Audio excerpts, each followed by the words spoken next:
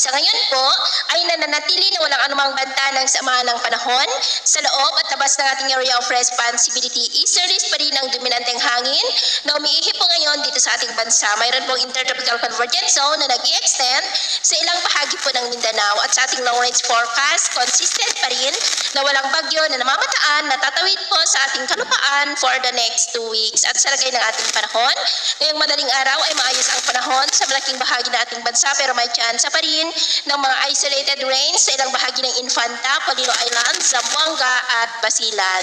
At mamaya ay sisikat naman po ang araw sa malaking bahagi ng ating bansa, mainit at maalinsangan.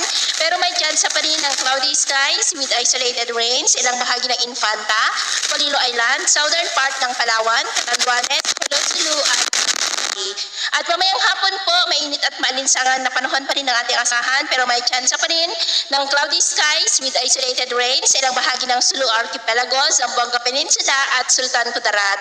Kaya kung lalabas po tayo sa ating mga tahanan, ugalin lamang po natin lagi ang magdala ng kahit anong panangga natin sa init ng araw at proteksyon na rin po sa mga biglaang buhos ng ulan.